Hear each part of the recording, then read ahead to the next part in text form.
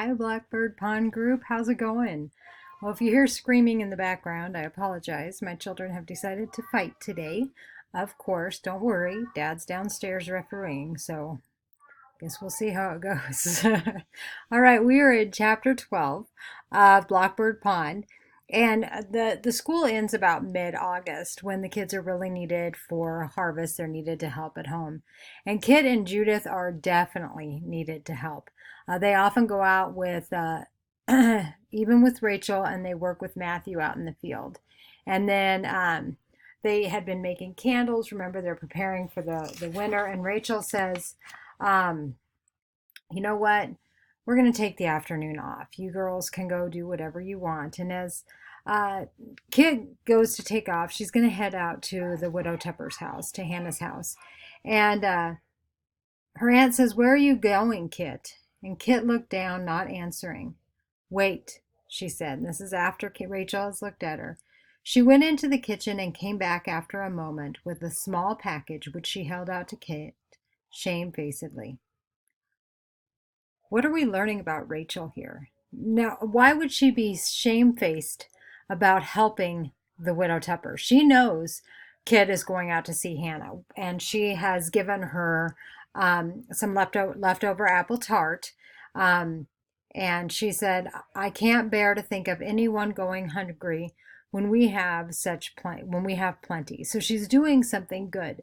So why does our author make a point to say that she is shamefacedly handing this little package to Kit? What does she have to be shameful about? What is a shamefaced? I guess maybe we better clarify that first.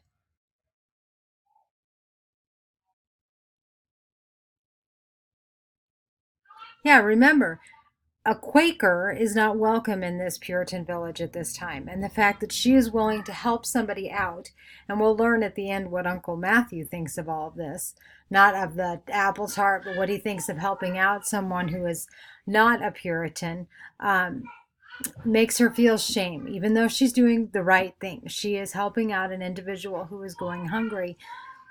She also worries about being ostracized and getting into trouble because of it.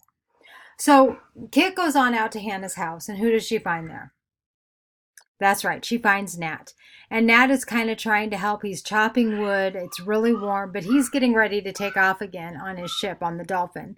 And he wants to ensure that the widow Tupper is well cared for over the winter, that she has everything she needs. So he's going to fix the roof. He's chopped the wood. What does that tell us about Nat Eaton?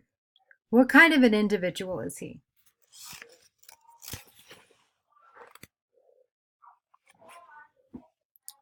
Okay, so Kit is kind of surprised to see him there, and she says, she says, "This is the way I used to feel in Barbados." Kit thought with surprise. "Light as air somehow. Here I've been working like a slave, much harder than I ever worked in the onion fields. But I feel as though nothing mattered except just being alive at this moment. And I'm on the bottom of 126. What does she mean by that? What is it about the meadow and about Hannah Tupper's house that makes her just appreciate being there and being alive right at that moment? What is she doing that matters? Nat asks her then at the top of 120, he says, "Are you homesick?" She said, "Not here, not when I'm in the meadow or when I'm with Hannah." Well, she's very, very homesick when she's in town with her aunt and uncle and cousins and everybody around there. But out in the meadow, where you would think you would be the loneliest, or with one other person, and you think you'd be the loneliest, that's the only place she's not homesick. What is it about the meadow, and what is it about Hannah Tupper that makes her feel so peaceful and so at ease? Are you back? All right. She then says, "I don't seem to fit in, Nat." Well, Nat and Hannah are the two people she seems to feel like she can be the most honest with. Sorry. They are the two people that she feels like she can be the most honest with. Why do you think that is? Why can she be herself around the widow Tupper and around Nat? I can't wait to read that discussion. All right. Nat then says, "You know," he said, looking carefully over the river, "once when I was a kid, we went ashore at Jamaica, and in the marketplace there was a man with some birds for sale. They were a sort of yellow-green with bright scarlet patches. I was bent on taking one home to my grandmother in Saybrook, but father explained it wasn't meant to live up here, that the birds here would scold and peck at it. Funny thing, that morning when we left here in Wethersfield, all the way back to the ship, all I could think about was that bird." Now he's comparing that bird to Kit. Why is he comparing this bird that he found in Jamaica to Kit when they left her in Wethersfield? What are the similarities and the differences? Are you back? All right.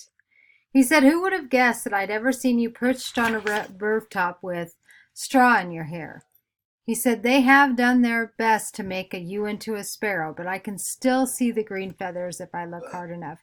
What is he talking about? Why is he comparing Kit to this bird? What does that tell us about Kit?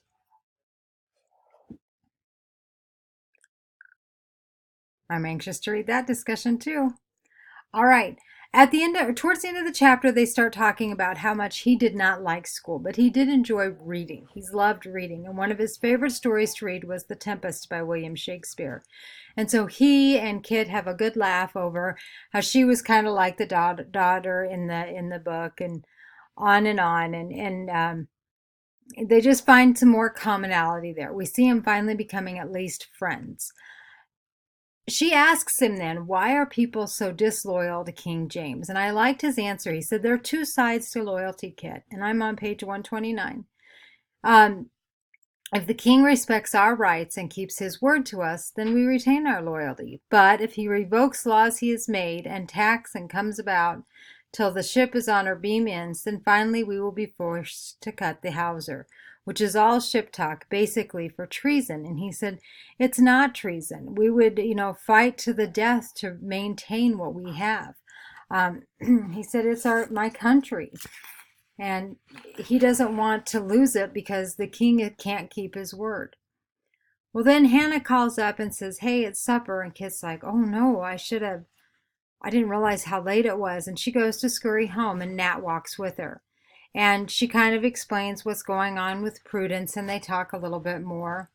And they talk a little bit about Thomas Tupper, Hannah's deceased husband, because she's concerned that Hannah still speaks to him. And we find out that they were bounded and tied to a cart's tail and flogged across the bounty for being Quakers. And he says, "From what I hear, Thomas Tupper was sort of a hero. So if she wants to talk to her deceased husband, let her have that enjoyment." Well, when they get back to Wethersfield, then William is there.